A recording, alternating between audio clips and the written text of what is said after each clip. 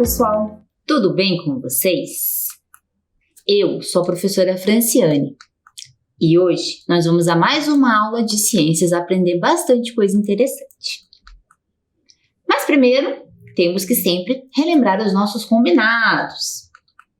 Primeiro de tudo, gente, lavar as mãos, tá? Então, antes de começar a aula, lembrar sempre de lavar as mãos.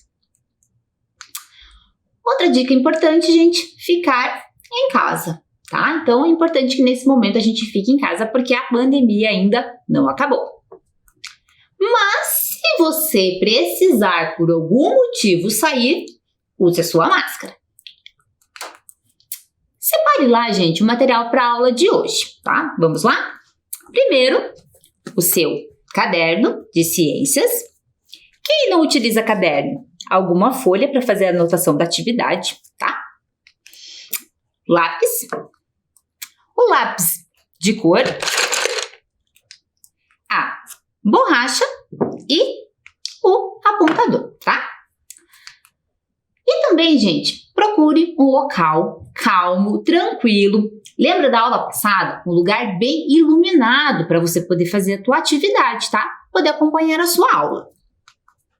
A professora vai dar um tempinho, tá? Para vocês separarem o seu material, lavar as suas mãos e anotar a aula de hoje, tá? Então, coloca lá a data de hoje, pula uma linha e escreva lá, aula 10 de ciências.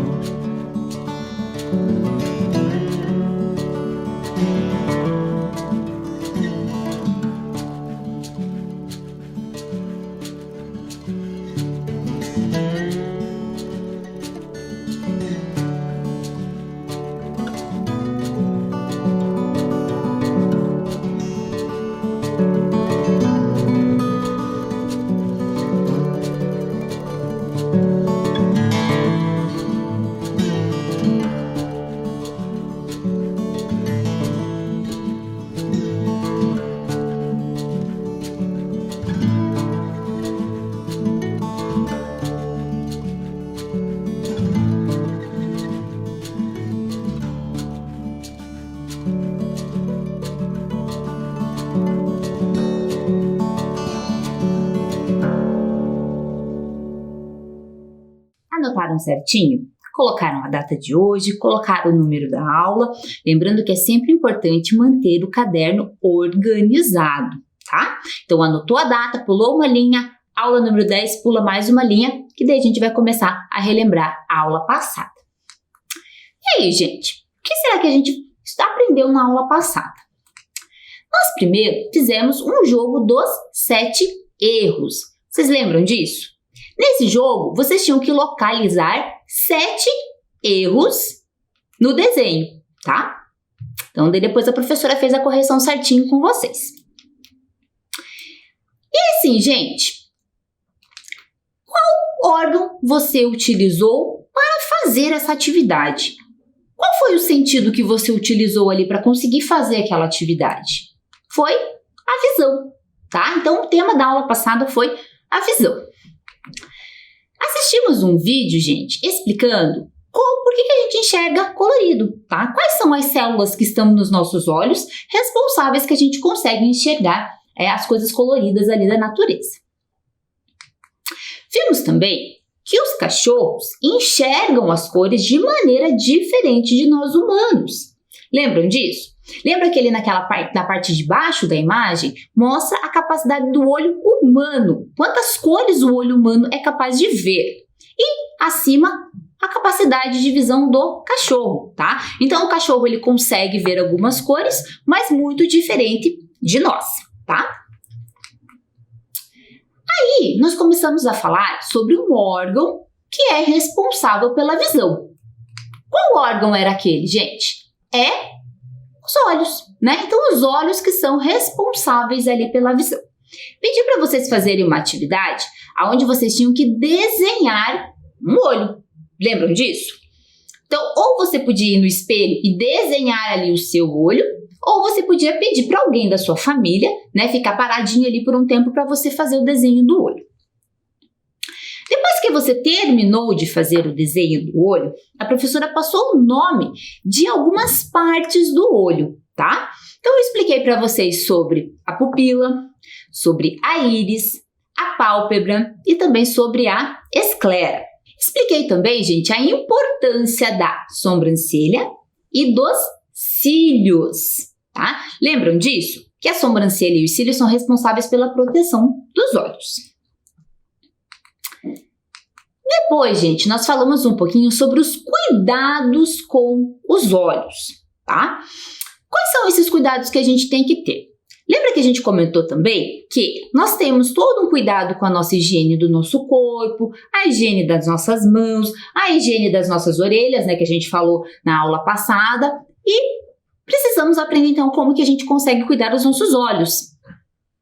Uma dica que a professora deu muito importante para vocês é não ficar muito tempo na frente da televisão ou do celular, tá? Então, se ficar um tempo, né, 1, 2 horas, fazer sempre uma pausa e fazer uma outra atividade, tá? Não passar muito tempo na frente desses aparelhos eletrônicos.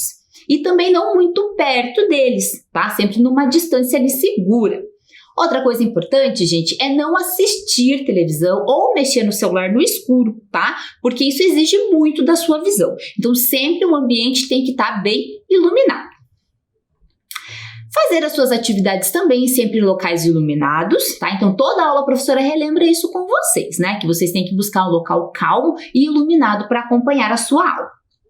Não esfregar os olhos, tá? Porque se cair alguma sujeirinha no seu olho e você esfregar ele, você pode machucar os seus olhos, tá? Então, não devemos esfregar. Se está com alguma sensação de que tem algo no seu olho, avisa sempre um adulto que ele vai acompanhar você ali no que você tem que fazer.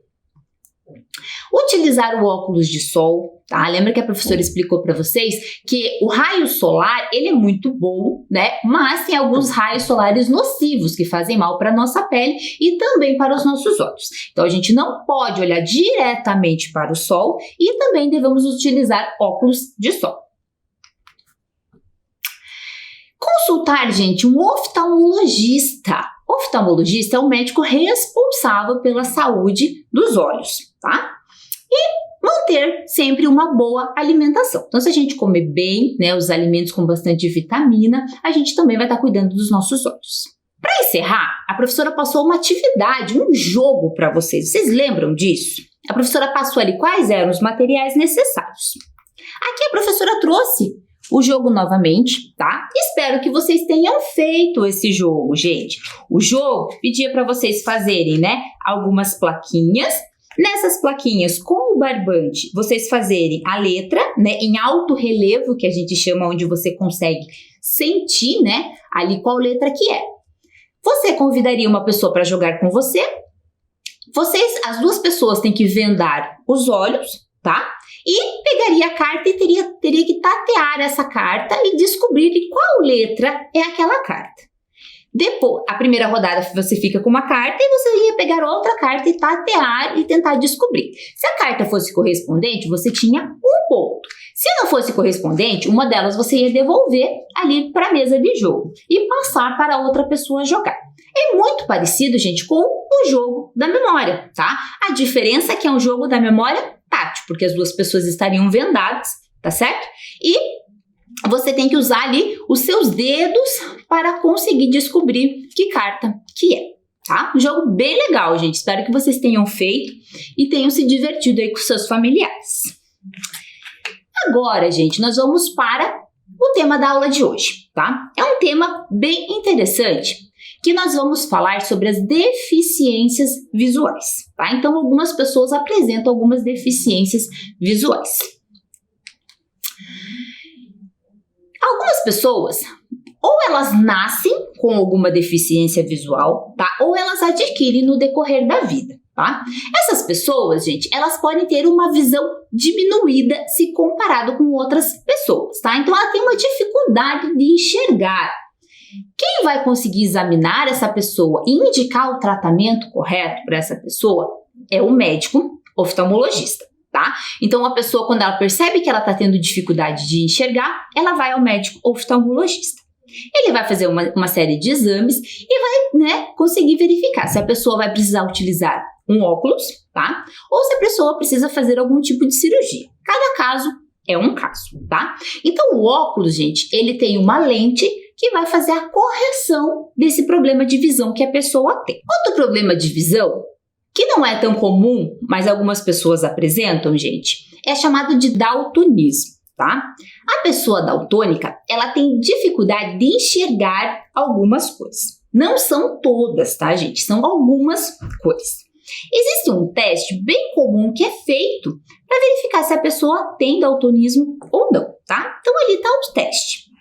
Observem, gente, que tem alguns círculos e dentro desses círculos tem alguns números, tá? Vejam lá se vocês conseguem acompanhar comigo. No primeiro círculo, nós temos o número 7. Depois, nós temos o número 13. Depois, o número 16. Embaixo, o número 8.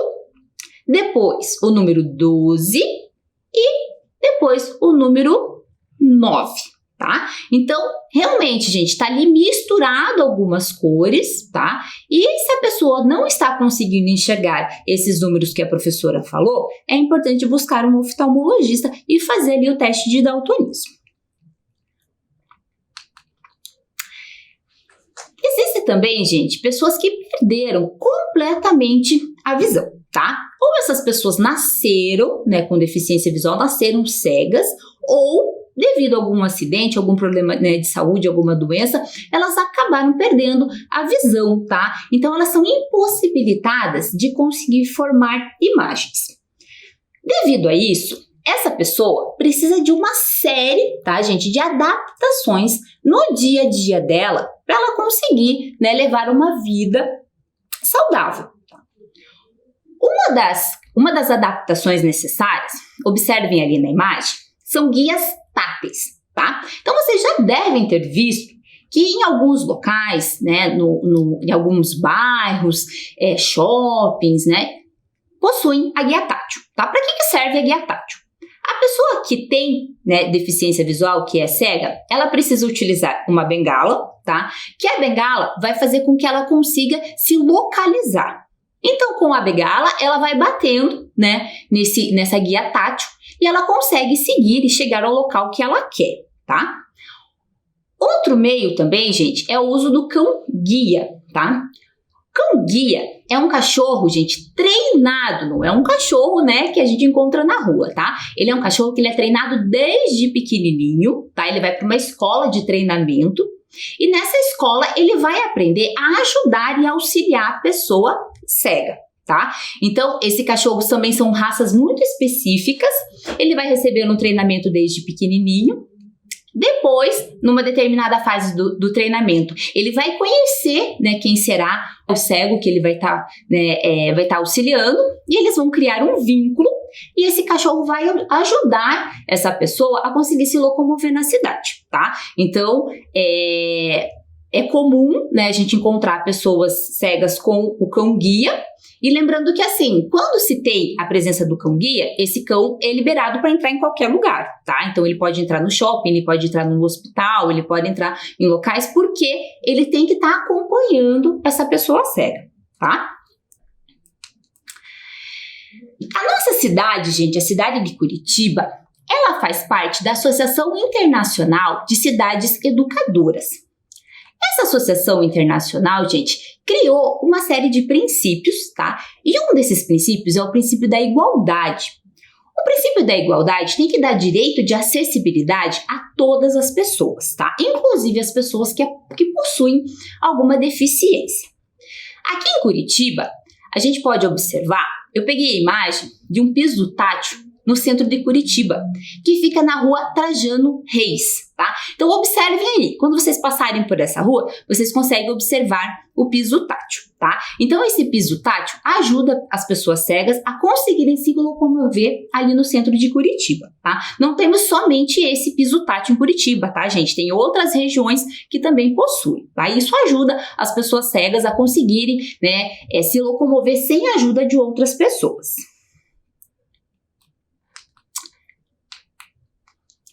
A pessoa, gente, quando ela é cega, ela precisa de uma série de adaptações, como eu comentei com vocês, tá? E ela precisa também, ela tem capacidade de aprender a ler e a escrever. Só que de uma maneira diferente das pessoas que conseguem enxergar, tá? Então, em 1820, Louis Braille foi um rapaz que perdeu a sua visão, com mais ou menos 16 anos de idade, e ele precisou criar uma maneira de leitura e de escrita para cegos, tá? Por isso que esse método, né, recebeu o nome dele, método de Braille, né, em homenagem a ele que criou, tá certo? Então, a pessoa quando ela é cega, gente, ela precisa ser, né, da mesma maneira que vocês, crianças, que têm capacidade de enxergar, são alfabetizadas, as pessoas cegas também serão alfabetizadas, porém, no método Braille. Tá? Então ali eu coloquei uma imagem para vocês de uma folha que está impressa, tá? Algumas letras, algumas palavras em braille, e a pessoa cega, ela vai, né, com o tato, gente, tá? Com os dedos, ela vai ali, né, conseguindo descobrir de qual letra e qual palavra que está se formando. Ali do lado a professora colocou também, né, o alfabeto em braille, tá? Só a título de curiosidade mesmo para vocês conhecerem como que ele é. Existem outras pessoas, gente, que não são totalmente cegas, tá? Mas possuem o que a gente chama de uma baixa visão, tá? Uma dificuldade de enxergar. Essas pessoas precisam de algumas atividades que a gente chama de adaptadas, tá? Então, além da utilização do óculos, tá? Precisam dessas atividades adaptadas. Geralmente, essas atividades, gente, elas têm uma letra aumentada, uma letra maior do que para os outros adultos. Então, pode acontecer que na escola de vocês, na turma de vocês, tenha uma criança que necessite de atividade adaptada. Pessoal, a tecnologia não é novidade que vem ajudando todas as pessoas, tá? E vem ajudando também as pessoas que são cegas. Então, eu vou passar para vocês um vídeo falando sobre, né, as novas tecnologias que vêm ajudando as pessoas com deficiência visual. Ler um livro comum sem precisar recorrer ao código Braille. Pagar contas num banco, sem auxílio de ninguém. Esses são apenas alguns exemplos de atividades do dia a dia que até bem pouco tempo eram impensáveis para deficientes visuais. Hoje a tecnologia já tornou tudo isso possível e ainda há mais novidades chegando com a ajuda da inteligência artificial.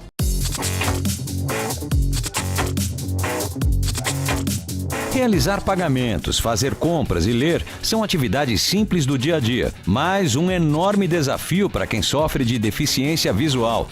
Mas essa é uma realidade que está em plena mudança. A tecnologia está trazendo cada vez mais soluções para que as pessoas possam enxergar o mundo sem precisar dos olhos. Só no Brasil, segundo dados do IBGE, são mais de 6,5 milhões de pessoas que não enxergam ou possuem a visão reduzida e que podem se beneficiar com os avanços tecnológicos. Essa biblioteca em São Paulo é um exemplo. Aqui, dispositivos vestíveis e algoritmos de inteligência artificial tornam possível o acesso a um acervo de mais de 600 obras. Por meio de uma câmera e de uma armação de óculos, esse equipamento fotografa, escaneia e transforma os textos em áudios que são transmitidos para um fone de ouvido. Ele funciona em qualquer tipo de plataforma: livros, revistas, jornais, placas de sinalização, cardápios, telas de smartphones e computadores, além de conseguir ler em português e em inglês. Este liberal da quantidade de livros que tem carninteiro junto à nossa vida e separou para sempre. Entrar numa biblioteca, escolher o livro que você quer ler, isso é sensacional, né? Às vezes as pessoas que não têm a deficiência podem achar, mas isso é tão simples para quem enxerga. Para nós que não enxergamos, a gente sente essa necessidade. E essa tecnologia trouxe essa independência para a gente. Você poder vir numa biblioteca te enriquece, né? Acho que a melhor coisa que tem no ser humano é o conhecimento. E você, mesmo tendo uma deficiência visual, você poder voltar a ter conhecimento é muito bacana. E a tecnologia não está limitada somente à leitura de textos. Ela também é capaz de reconhecer pessoas e objetos. Jane. Na hora que eu estou olhando para alguém, mesmo que não esteja enxergando, a câmera está. Ele vai falar para mim, um homem está na sua frente, uma mulher está na sua frente, uma criança está na sua frente, ele identifica qual é o perfil dessa pessoa. Ele só não sabe o nome. Você pode escanear essa pessoa e, a partir de então, nomeá-la. No quesito pagamento, existem diversas soluções que prometem facilitar o dia a dia de deficientes visuais. Este aplicativo para smartphones permite que as pessoas com deficiência confirmem o valor da transação e a forma de pagamento antes de digitar sua senha na máquina de cartão. Depois do atendente inserir o cartão e digitar o valor na máquina, o usuário aciona o aplicativo e aponta a câmera do celular para o terminal. O sistema, então, lê as informações que estão na tela. R$ 65,20 parcelado. Hoje, com esse aplicativo, eu posso tanto saber o valor do que antes de digitar a senha, né? Para evitar problema depois. Então, através do aplicativo, eu consigo saber o valor que eu paguei, quantas vezes eu parcelei, se eu usei cartão de qual bandeira ou se foi refeição. Nosso desenvolvimento, ele me dá a localização, né? Ele fala para frente, para esquerda, para direita, afasta, segura. Então ele me direciona para o foco do valor. Fica fácil de usar? Fica muito fácil de usar. Atualmente, o aplicativo é capaz apenas de ler a tela da máquina de cartão, mas os desenvolvedores pretendem incluir novas funções com o tempo. A gente acredita que a experiência de pagamento é muito maior. Vai desde ele selecionar o produto na gôndola, saber qual é o valor desse produto, colocar, por exemplo, num carrinho de compras e aí então poder confrontar na hora do pagamento o valor que ele percebido, que ele realmente comprou, com o valor que está sendo cobrado. R$ 12,34. Crédito 20 de março de 2018. Além de contemplar quem usa cartão, os aplicativos também ajudam quem usa papel moeda. Este aqui, por exemplo, identifica e lê em voz alta o valor de moedas de até 20 países diferentes. Basta o usuário apontar a câmera do celular para o dinheiro e conferir quanto está entregando para o caixa e se o troco está certo. $100. Já este app consegue reconhecer objetos tanto na casa do usuário quanto em supermercados e lojas. Dessa forma, fica mais fácil de a pessoa identificar se está comprando o produto certo. Esses são apenas alguns exemplos de como a tecnologia pode ajudar e já está ajudando deficientes visuais a ganhar mais autonomia. Ainda não é a cura, mas são instrumentos super importantes para a qualidade de vida de milhares de pessoas.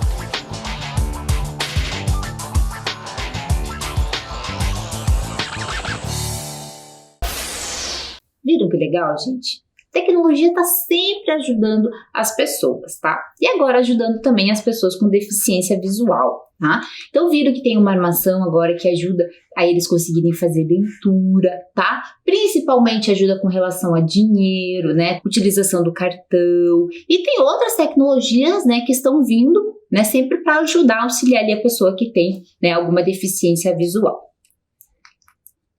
Pessoal, agora a gente vai começar um assunto novo, tá?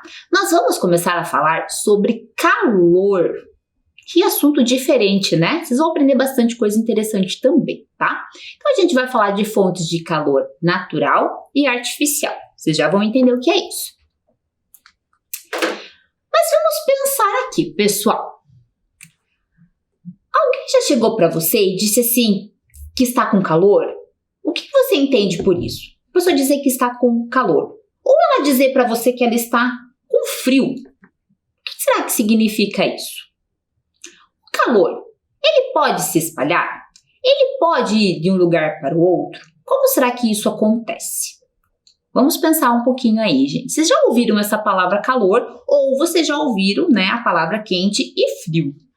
Da onde, né? Qual que é a relação que elas têm? O calor, gente, é uma forma de energia que passa do corpo mais quente para o corpo menos quente, tá? Então, O calor, gente, ele sempre vai ser transferido, tá? Então, aquele objeto que ele é mais quente, ele vai passar o calor para aquilo que é mais frio. Até quando, professor?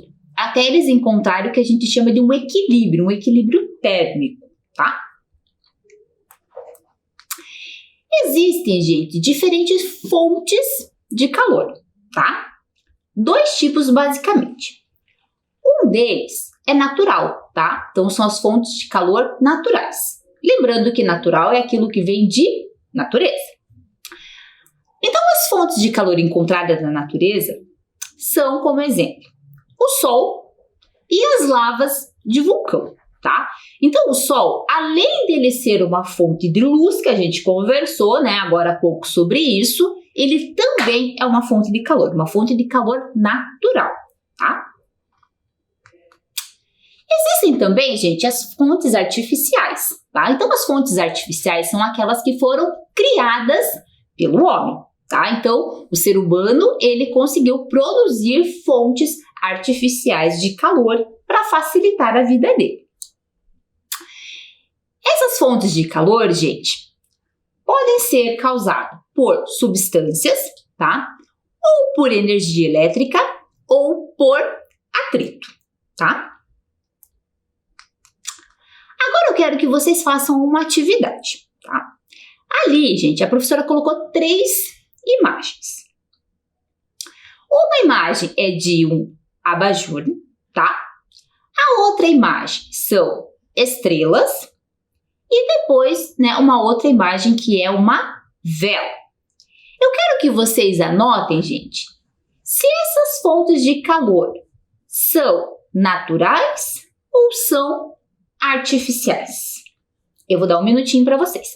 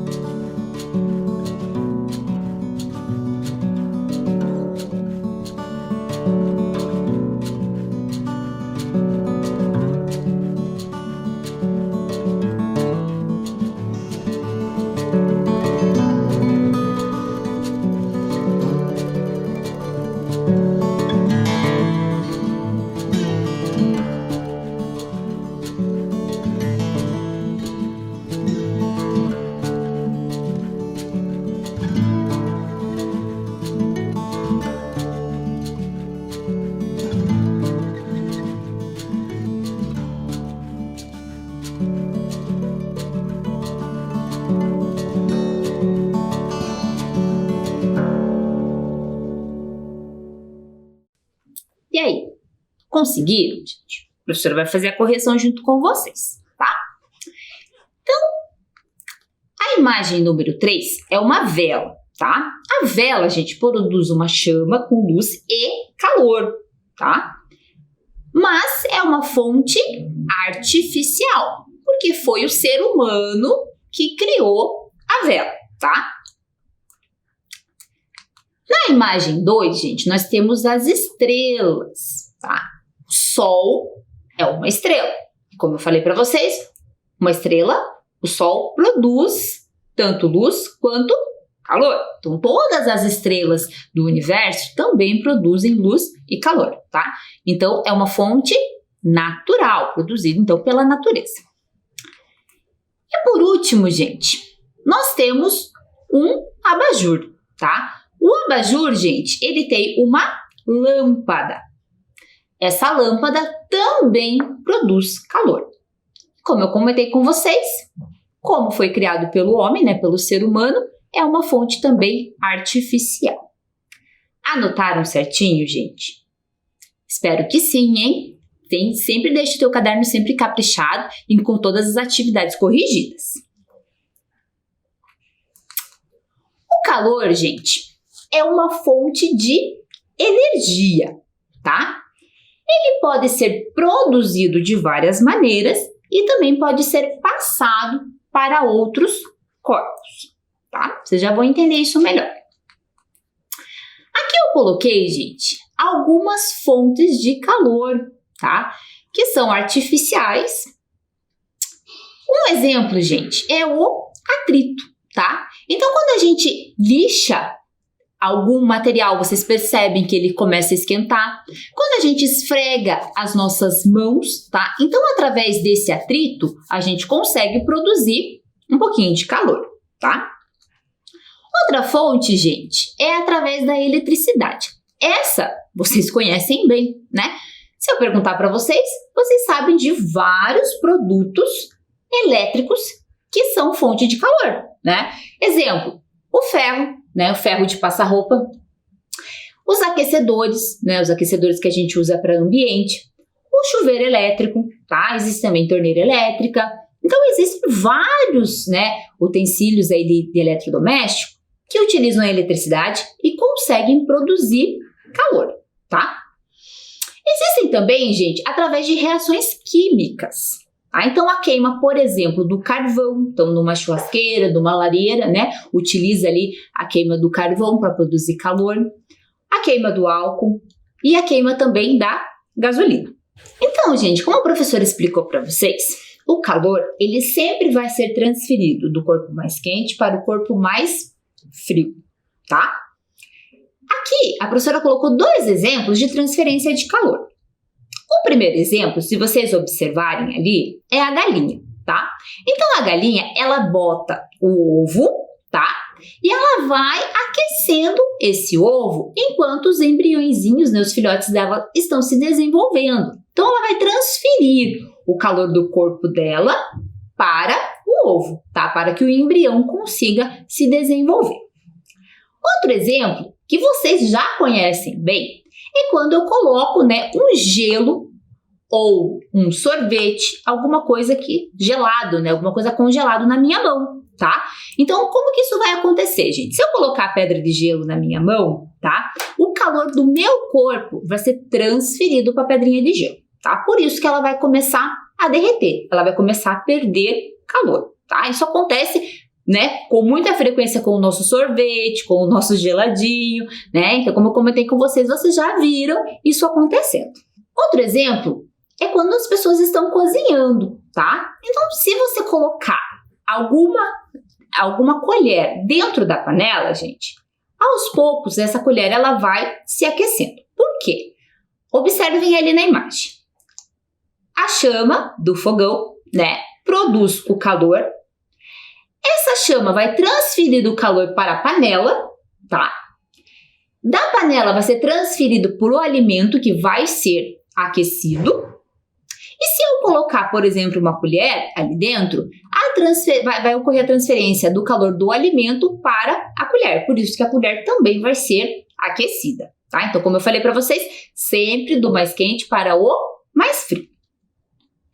Outro exemplo também que vocês já devem ter acompanhado, né, é a utilização do secador de cabelo. O secador de cabelo também é uma fonte artificial que produz calor, né, através ali da eletricidade, e essa fonte de calor vai secando o meu cabelo. Por isso, meu cabelo ele vai ficando quente, ele vai perdendo, né, a água, né, do molhado que ele estava, e ele vai secando, certo? Então, aí alguns exemplos, gente, de transferência de calor que vocês já devem ter acompanhado aí no dia a dia de vocês.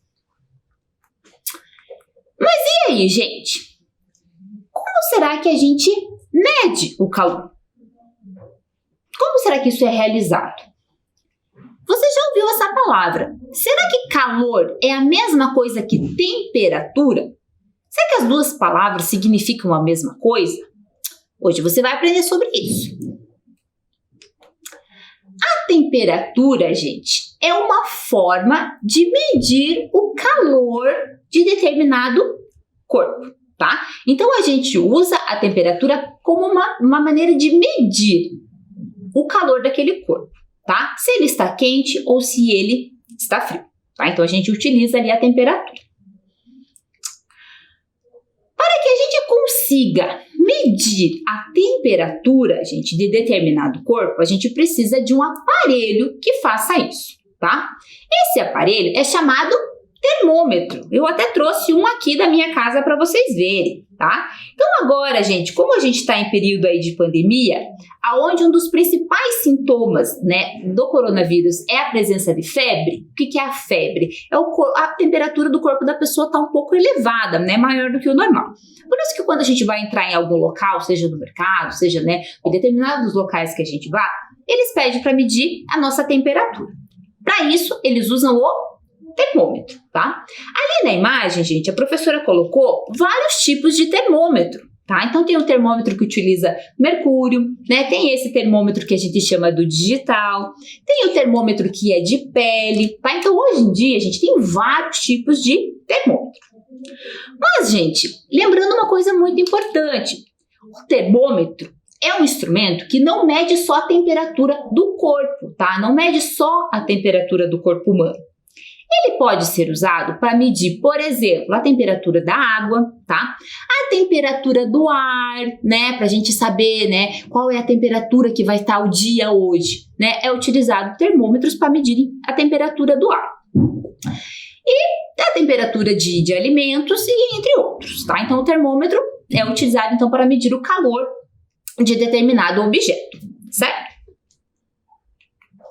Agora a gente pode fazer uma atividade. Agora que você já aprendeu o que é calor, o que é temperatura e o que é o termômetro, nós vamos medir a temperatura do seu corpo. Então, se você tiver, gente, fácil, um termômetro na sua casa, você vai buscar esse termômetro para conseguir medir a sua temperatura. Se você não tem o termômetro, gente, não tem problema, tá? Em outro momento você consegue fazer essa atividade. Tá? Como é que a gente faz, gente? Pega lá o termômetro, tá? Você liga o termômetro, no caso desse aqui que é o digital, e você vai colocar na sua axila e deixar por um tempo até ele apitar, tá? Então a professora vai dar um tempinho para vocês irem buscar esse termômetro e medir a temperatura de vocês.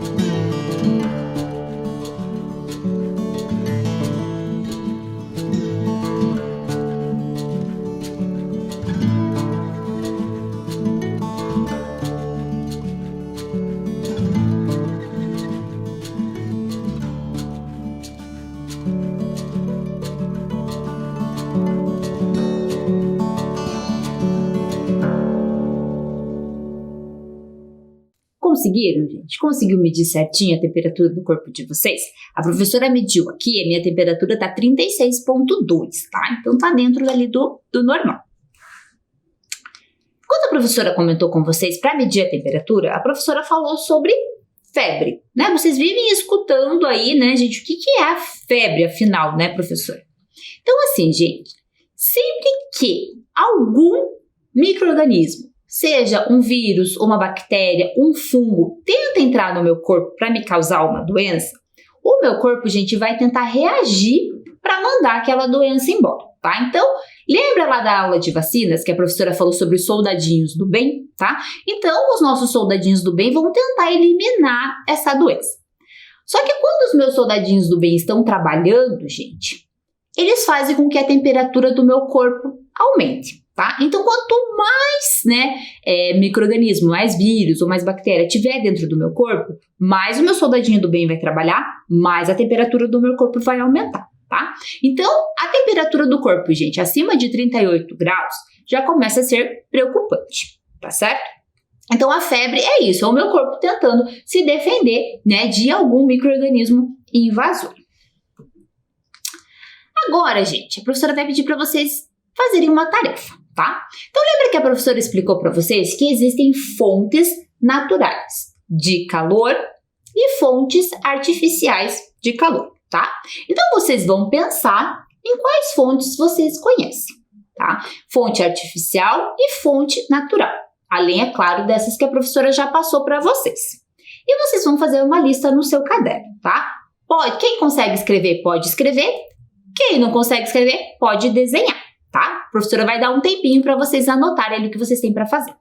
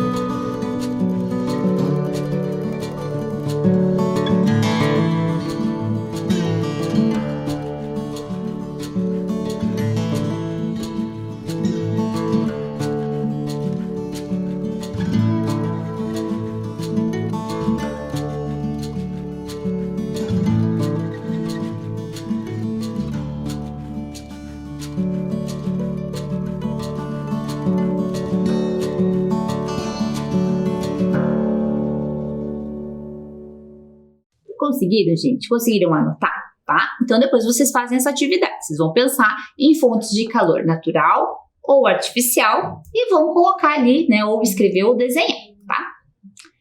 Pessoal, a professora vai passar para vocês quais os materiais que a gente vai precisar para fazer um experimento na próxima aula, tá? Então, eu vou passar aqui quais são os materiais para vocês na próxima aula já deixarem organizado para que a gente consiga fazer esse experimento, tá? Quais são os materiais, gente? A gente vai precisar de 10 pedras de gelo, tá? Papel sulfite, papel alumínio, um pano de lã, né? Uma blusa ou um cachecol, um pano de algodão, pode ser um pano de prato, tá? E saco plástico diferente, pode ser, por exemplo, uma sacola pequena, tá? Então, eu vou dar um tempo para vocês anotarem. Lembrando que esse material é para a próxima aula, tá?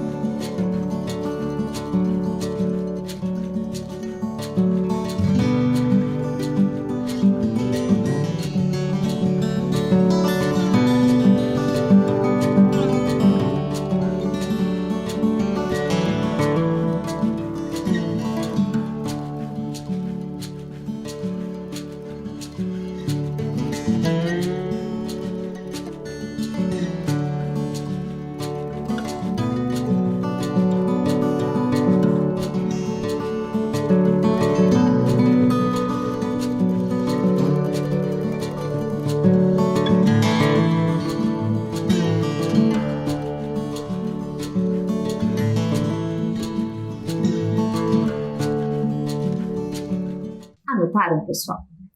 Então, quem puder, já deixa esse material separado para a próxima aula. A professora vai trazer e vai fazer aqui com vocês também a atividade, tá? Então, a nossa aula, infelizmente, está chegando ao fim. Hoje nós aprendemos, gente, sobre as deficiências visuais, tá? Todos os tipos de deficiência visual. Falamos ali um pouquinho como a tecnologia tem ajudado as pessoas com deficiência visual, tá? E depois falamos sobre o calor, fontes de calor natural, fonte de calor artificial. Falamos também sobre temperatura e a utilização do termômetro, tá? Certo, gente? Aguardo vocês na próxima aula.